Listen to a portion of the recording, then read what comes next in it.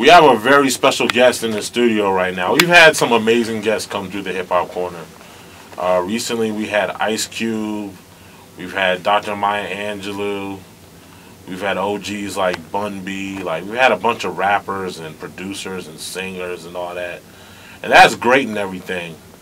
But how often do you have somebody in your studio who's really making a difference for people out there? And that's someone who we have in the studio today right now. Mr. Tony Lewis Jr. has joined us on the Hip Hop Corner today. Yo, what's up, bro? Very happy to have him, man. Yeah, happy to be here. How you doing, man? Man, I'm doing great. How you doing, man? Good, man. Can't complain, man. New year, man. I'm great. All is well. All right. So for those of them who aren't familiar with your story, you're the son of alleged partner of Rayful Edmonds III, your father, Tony Lewis Sr. Sure. One of the biggest drug rackets in U.S. history. Yeah. Yet somehow you found the resolve to stay away from a life of crime. Where did that build up in you growing up as a child? Like, when did that come to you? Like, I'm not gonna go this route.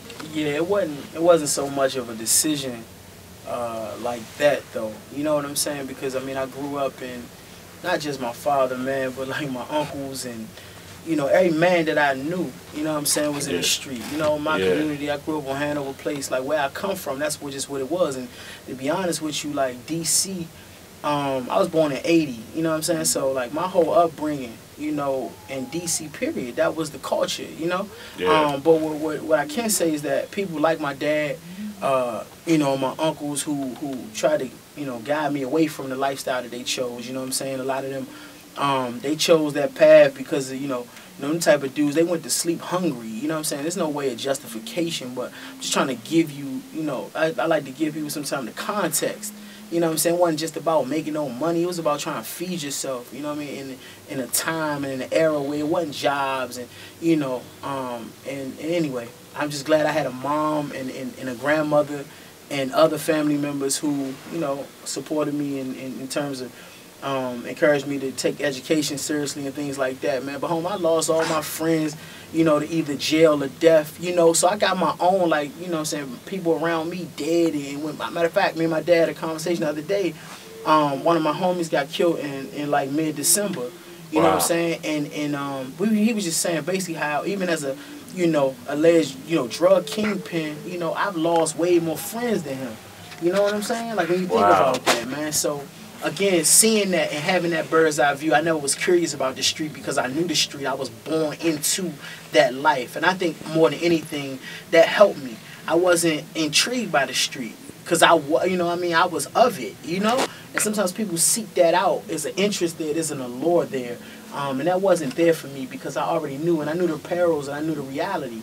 My family members got life sentences or my homies died. So I knew that's the only two routes when you're in that life, you know what I'm saying? So when I became a man, like early 20s, you know what I'm saying, 21, 22, and I got a job working with at-risk youth. It's like a peer-to-peer mentor. Yeah. I fell in love with that work, and I think that's what saved my life, you know what I'm saying? Because that's all I was around, you know what I'm saying? Yeah. But up until then, but when I got that job, it changed things for me. Yeah. Okay. Really did, yeah. Because I'm from Montgomery County, and 3 of my co-hosts are from Southeast DC. Right. But there's plenty of movies about the hood. There's TV shows about the hood. There's rap music. What do you think people not from the hood really need to know about the hood? Well, I think what people that's not from the hood need to know about the hood is that I think we'll put it like this. I think people we underestimate the hope in the hood, and then we overestimate the hope in the hood. You know what I'm saying? And every hood not the same. You know, I think people need to understand though. People from the suburbs need to really understand that it's serious. Like this life and death, it's not something that you just hear on a record or that you see on TV. You know what I mean? Like people are dying, these people's lives, and it's not to be marginalized or trivialized by, you know, art, right? Because a lot of times that's what these things are projected through art. So we see it as art, but this is real. People die, or people go to jail forever, and also people in the hood, they have humanity though. You know, I think that's lost as well. Like, they're not animals, or they're not just like savages, you know. These are people that are adapting to their environment, or they're responding in a way that they know how. but there's humanity there. These people are parents. These people are children of you know, they have parents, you know what I mean? So they have family members. So whatever happens to these people, it affects more than just them. You know, so i.e. my dad going to prison, that had a grave effect on me. You understand? But my father wouldn't be projected as a father. He's projected as a drug dealer, and that's it. You know what I mean? So yeah, I mean, I just think the people in the hood got more depths and more layers than people outside of the hood give them credit for. Okay, well, you're obviously a very well-educated, well-spoken, articulate person. You could have been a doctor, a lawyer, a businessman. Why did you choose the route of community activism? Yeah, that's a good question, man. I kind of grew into that. I grew up in a way in which I didn't really think about what I wanted to become. You know what I'm saying? I wanted to become them, to be honest with you. And when I say them, I just mean the men that I saw, right? But again, you know, getting a job as an outreach worker, and I fell in love with that work, I kind of grew and I morphed into what I became today. And it's just like, really, I just always wanted to help people. But before I got that job, I always was the guy in the hood helping out. I was the guy in the hood squashing beefs. You know what I'm saying? So it was a part of my my makeup. And by God's grace, I was able to actually get a job doing exactly that. You know what I'm saying? And then I just grew, and then I graduated college, and I, you know, was able to be kind of innovative in my approach to working in the community, and then that kind of just grew. So I never really set out, you know what I mean, to become this. I just always set out to help people, and then I became, you know, who I am today. Okay, what college did you go to? I went to UDC. Okay, wow. So you stay in the community. You're all about DC. Yeah, man. Like all the way. And I ain't never leave my neighborhood. You know what I'm saying? Same house I grew up in, where I'm at. You know what I'm saying? And that's a very unique situation. You know what I mean? I ain't leaving, come back. And of course, I encourage people to go away to school and all that kind of stuff. But it's just from how I came up, like my maturation into this quote unquote community leader. Was a very unconventional thing, you know. But I came from unconventional circumstances, so I think it makes sense. So why do you love DC so much? Man, it's my home, bro. And I feel you though. Yeah, this my home. It's, you know, it's DC. DMV. We call it. Are you against the DMV movement? No. Okay. No, I call it DMV DC with Maryland. Whatever. I'm from Maryland, but I love the area, man. I love it. Listen, man, I'm all for the whole DMV thing and all that. You know what I'm saying? But you know, because for real, honestly though, when you go somewhere else though, you know, even Maryland, Virginia people, you know what I'm saying, you gonna tell somebody more than likely that you from DC, like so when I say DC or nothing, in my mind and Tony's mind, you know what I mean, like that's like all encompassing, you know what I'm saying? I ain't anti nothing. You know what I mean? Yeah. But I think sometimes you know, in my era, I'm 33. I ain't old, but I ain't young no more, I guess. But either. But you know what I'm saying. In my day though, it was a huge distinction, right, between D.C., Maryland, and Virginia. You know what I mean? I think because of gentrification within Washington D.C., you had a lot of D.C. people then really moved to Maryland. And so it's different, you know, and Virginia. So it's different now. You got more ties. There's more relationships between D.C. and Maryland people, D.C. and Virginia people, than there was back when I was coming up. Okay. That's shit I sound old. But yeah, you know what I'm saying? Like it wasn't that. Like we was from D.C. But anyway, I think it's more about, to me, it's more about our culture. And you know, again, what I'm driven by though is like telling you where I came from. You know, nobody else where I came from made it though, Holmes. Like, so I'm really, I'm fueled and motivated to help the people that I come up with, whether I knew them or not. Like, whether you from my block or from my hood or not, if you from the same circumstance, I'm motivated to help you because I know what we went through and the barriers and the challenges, and most people didn't make it. So as somebody who made it past those things, I feel like it's my duty to help and inspire people that can identify with me and who may not, who can't, to just inspire them to try to, you know, do something different. So how do you feel about the gentrification in the city now? Man, you know, it's a tough thing. You know what I'm saying? I'm not mad at it, right? Because, you know, one of the things about it is a lot about how the city used to be wasn't good. You feel me? Yeah. One of the things I can say is before DC can tout itself as the most progressive cosmopolitan city in America. We have to set up a situation where the opportunities that exist for some exist for all.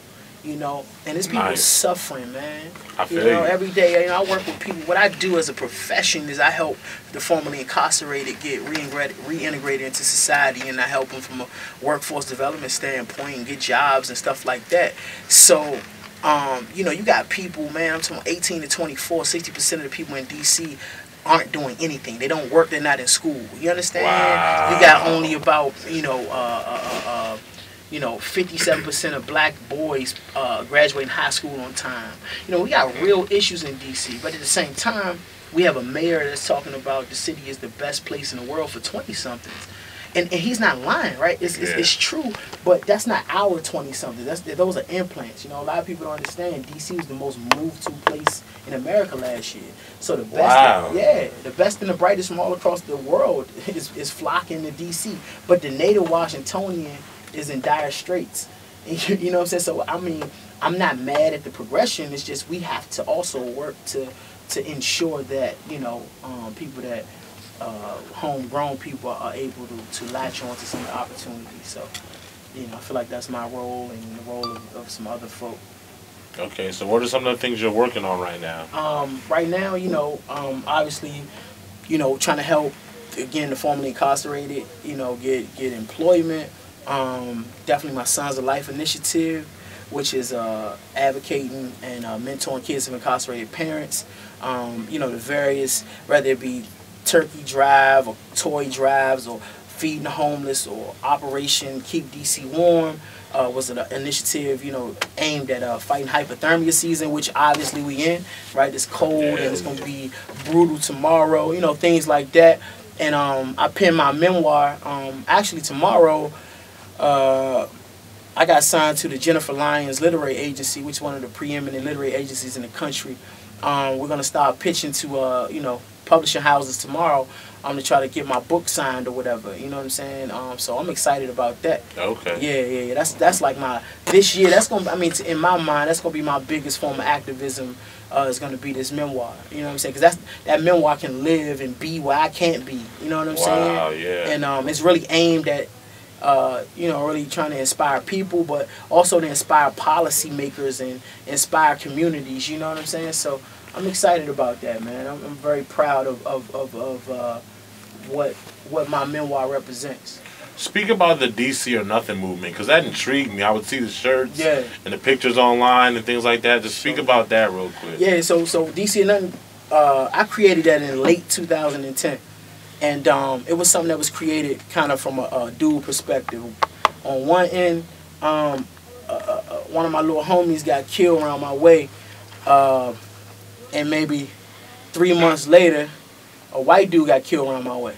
And the response was different between the two murders. You know what I'm saying? Yeah. And so me and my man Silas, we did a march to try to bring together this community and be like, yo, we got to be outraged when anybody is harmed in the community, right? So when a young black guy gets killed, that can't be the norm and be expected. And it's like, okay, whatever. But when a white guy gets killed, the council member, the mayor, the chief of police, all of them come out. Like, I was offended by that. So I wanted to create we did a march to symbolize, yo, we're united, right? DC or Nothing. Whenever anybody is hurt, then we all should be outraged and we all should work together to try to stop any more, you know, people getting victimized. Yeah. The other thing was I was feeling like my man Wale wasn't getting respected or getting supported in the way that I felt like he should. So it was a rallying cry about, you know, supporting our local artists, right? And supporting anything credible coming from the city so we can get it to a level that it can be respectable nationally and that it can, you know, open up doors for other people. And you know, I'm proud to say that that's happened. You know what I'm saying? That's happening as we speak. You know, you got Fat Trail signed a major record deal. Shy Glizzy on deck. You know what I'm saying? I saw him in a few pictures with Stunner. Yeah. You know, with the people from the Cash Money camp or whatever. You know what I mean? And that's what that was about. You know what I'm saying? Supporting our own. For a long time, we didn't support each other here. You know what I'm saying? Yeah. So I'm proud to say that I feel like we're turning the corner, man. So that's DC and nothing, you know what I mean? And then that morphed kind of into the whole, the idea behind the shirts and the hoodies was that I think I was the connector between a lot of people. But sometimes you know how you meet somebody and you be like, yo, damn, I didn't know you knew such and such. Yeah. You know what I mean? Y'all have a mutual friend is what I'm saying. I think I was the mutual friend in a lot of situations, and I felt like people wearing a DC and nothing shirt would be an identifier. You know what I mean? I say, oh yeah, if you got one of them, then I know you cool with Tony. You know what I'm saying? Cool. Which would in turn bring people together. So that was kind of the premise behind the whole, you know, DCandNone.com and you know, all that kind of that movement. But at its root, it was about civic engagement and supporting, man, our local artists. So. But you must have been into music then already. As a fan? Yeah. Yeah. So what do you like to listen to? Jay-Z. I say that. Like, I'm a Jay-Z fan. That was like my first, I mean, of course, Go-Go, you know what I'm saying? Was growing up, going to see Backyard and stuff like that. Of course, you know what I'm saying? You grow up and around the way, people playing, you know, Red S's and Chuck Brown and stuff like that. But, you know, my age group, we was in the Backyard. And that was all I was on, really, till like 96, you know what I mean? Somebody introduced me to Jay-Z, and it was like, you know what I mean? He was speaking about a lifestyle that was mine, or like that I grew up around, you know what I mean? So Biggie, of course, you know what I mean? Pac, you know, all the great Nas, you know, stuff like that. But I used to listen, you know, not Reasonable Doubt, but Ready to Die, Illmatic, and all that came out before Reasonable Doubt. And I was fans of that, right? And even like, you know, NWA, like I was aware of rap. But I'm saying Jay was the first rapper I can say that I really was the like a real fan of. And then fast forward, you know, like to now though, I listen to everything. You know what I mean? Like, you know, Pusha T, a favorite of mine. Obviously, you know, of course, Wale. Who else I like, man? Who else I'm digging? I like the kid Troy Ave a little bit. I don't know if y'all familiar with the dude. I've heard the name before. Yeah, he out of Brooklyn. I like his records. Actually, I saw him at a club in DC. Yeah, how was it? He was alright. No, Battles was feeling him though. Okay, cool. Yeah, he a good look. You know what I'm saying? He alright. You know what I'm saying? I like Glizzy. I like Shaq Glizzy. I like Light Show as far as local guys. I ain't gonna talk about them in the local context. I just like their music. You know what I'm saying? I like Shaq Glizzy. I like Light Show. I like Fat Trail. You know what I mean? But if you was in my iPod or in my car, I'm probably gonna have some Jay-Z on. I mean, that's just, you know, where I'm at. And Kanye West too. Okay, yeah. Cool. Yeah. So say, alright, I'm a listener right now. Tony Lewis Jr. is dope. I'm inspired. Yeah. What are some ways I can help out right now? How can I get involved? You know what? I'm gonna tell you something, man. Like my thing for real, honestly, the way you can help Tony Lewis is to do something yourself. You know what I mean? Help your neighbor, help your community, clean up your dorm. You know, do a can drive. You know, my thing is to inspire other leaders, and you ain't gotta do it with me. You know, that's really been my thing, because I think for a long time that's been the issue. People feel like, you know, community work or what have you is for, you know, a pastor to do or some politician, or you know what I mean. But obviously, if I'm doing something, you know what I mean, like if I'm doing an initiative, whether it's a coat drive or a can drive or turkeys or clothes, if you want to come out and help Tony, absolutely come out and help me. But I'm looking for, call me when you doing something so I can come out and help you, because we gotta create. I started out being a leader in my neighborhood. You understand? That's what I'm saying. I started out and I was able to do that because of the connectivity. I could never be as much of a leader in your hood as you can be. Yeah. So my role is to come and help you do, for you to be the face, for me to come and help you do what you need to do. And that's anybody. And that's what I feel like, you know, again, it's a new day, man. We got to really take responsibility and accountability of our own communities and not so much pass it off to nobody else. It's their responsibility. It's our responsibility. And that can really start just by people doing little, small, genuine things. And that's where I started. And it grew. You know what I'm saying? Okay. But yeah, like, you know, any of my, one thing about my initiatives, everybody's welcome. You know what I'm saying? Like, and I try to do things in places like, you know, Bar 7 or Park or wherever. Just places where, you know, it's unconventional, where we are. Like, it's not separate. Like, a lot of times people look at this community stuff like, oh, if he in the community, then he can't be into what I'm into.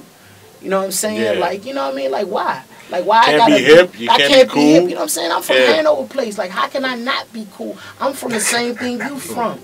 I don't understand that. And like I said, I'm 33. Like I ain't old. You know what I'm saying? Like I'm gonna be in the club too. You know what I'm saying? Like, and I feel like that's okay. Yeah. You know what I'm saying? Like I think we gotta. I love the club. You ain't gotta tell me. Yeah, man. But too many times I think, bro, what's happening is that you got these people that. One thing I think I wake up every morning, man. Like I come up around a lot of jail guys, so they used to tell me you always want to wake up and be able to brush your teeth, right? And what that really means though is that you always want to be able to look yourself in the mirror. You know what I'm saying? So I don't have an image. Like I'm not portraying any. This is really me. You know what I'm saying? So it's like I see a lot of times people that I interface with that supposedly doing work, I don't know, similar to what I'm doing, I guess, or they supposed to be in the community, but don't nobody in the community know you, or nobody see you. It's an oxymoron. Yeah, where you at? Because you faking, you acting, right? You doing and saying the things that you think people think you ought to say. And again, man, I'm not even on no confrontation. I let people do their thing, but don't kind of transpose that image of what you have of somebody that's supposed to be a community guy on me, and then look at me crazy when I am actually doing what I'm saying I'm doing. Matter of fact, I don't even have to say it. The people speak for me. And a lot of people think like, wow, how has he been able to get this kind of notoriety? And it's because the people speak for me. Because what I say is true. Like, the people tell you that, yes, Tony helped me get a job when I came home from doing 20 years. Tony mentors my son. Tony gave us food on Thanksgiving. Tony got us coats when we were cold. You know what I'm saying? Tony got me money to pay my rent. Yeah. The people talk about those things. You feel me? Yeah. So, yeah, but I don't feel like I got to be a certain way. You know what I mean? I wear a suit and tie every day to work or whatever, but I'm a 33-year-old young black man. You know what I'm saying? I'm into everything somebody my age into.